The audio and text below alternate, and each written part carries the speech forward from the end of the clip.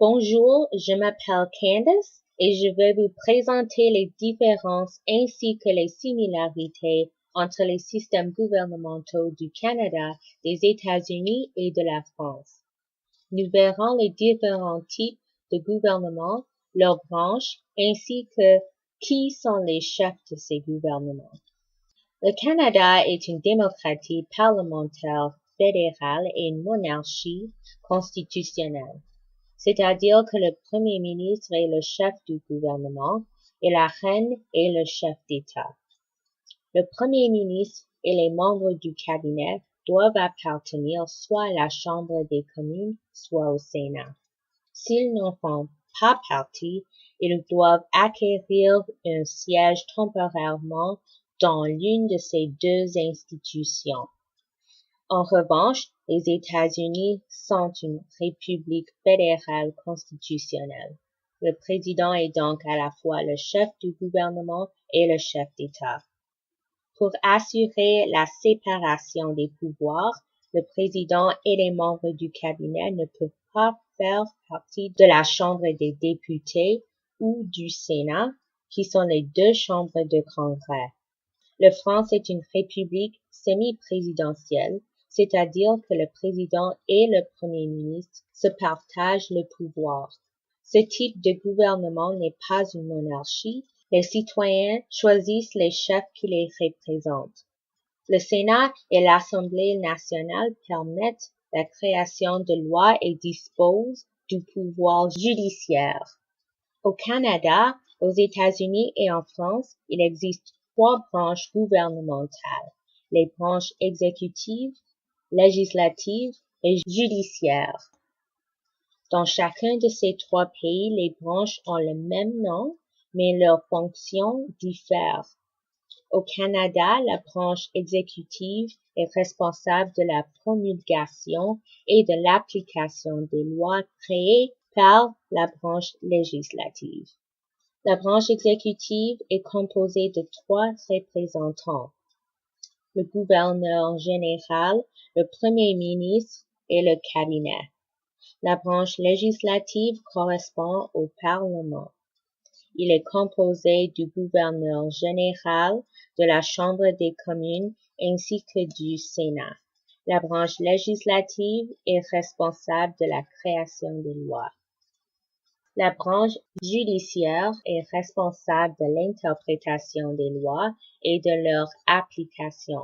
Cette branche est composée de la Cour suprême du Canada, la Cour fédérale et les cours provinciales. Elle fonctionne de façon indépendante vis-à-vis des autres branches gouvernementales.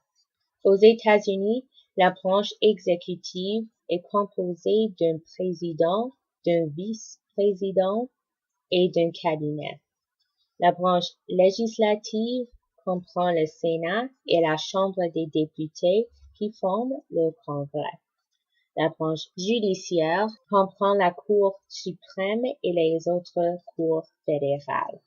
En France, la branche exécutive est composée du président de la République, du premier ministre et d'un cabinet. La branche législative correspond au Parlement, ce qui est similaire au Canada. La branche législative a deux chambres, l'Assemblée nationale et le Sénat. La branche judiciaire comprend trois parties, le tribunal de grande instance, le tribunal d'instance et le tribunal de commerce, et le conseil des prud'hommes qui traite généralement des délits mineurs. La cour d'appel traite les délits plus graves et finalement la cour de cassation qui traite généralement des crimes très graves comme l'assassinat, le viol, etc. Les systèmes dont le chef du gouvernement est choisi au Canada, aux États-Unis et en France diffèrent. Bien que la reine soit le chef d'État, le premier ministre est celui qui gouverne le Canada activement. Il y a deux façons pour que le premier ministre soit choisi: par une élection ou par la nomination du gouverneur général au nom de la reine. Dans le cas d'une élection, le chef du parti politique qui remporte le plus de sièges dans la Chambre des communes est automatiquement nommé Premier ministre une fois que l'élection est terminée. Le Premier ministre et les membres du Parlement ne doivent pas rester un nombre d'années déterminé au gouvernement. Néanmoins, une réélection a lieu tous les 5 ans. Aux États-Unis, le président, les membres de la Chambre des députés ainsi que le Sénat ne restent au pouvoir que pour une durée limitée. Il y a des élections présidentielles tous les 4 ans. C'est une élection indirecte car les citoyens des États-Unis votent pour une liste provisoire de candidats du collège électoral des États-Unis. Les électeurs du collège, eux, votent pour un président et un vice-président directement. La présidente de la France est élue directement par le vote majoritaire des citoyens du pays tous les 5 ans et le Premier ministre est nommé par le président. Le président est élu par un système à 2 tours. Le premier tour permet aux citoyens de voter pour tous les candidats qui se présentent. Si un candidat a plus de 50% des votes, il est directement élu. Sinon, il y a un deuxième tour.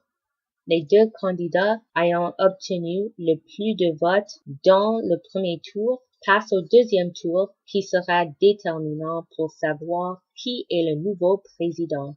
Merci pour votre attention.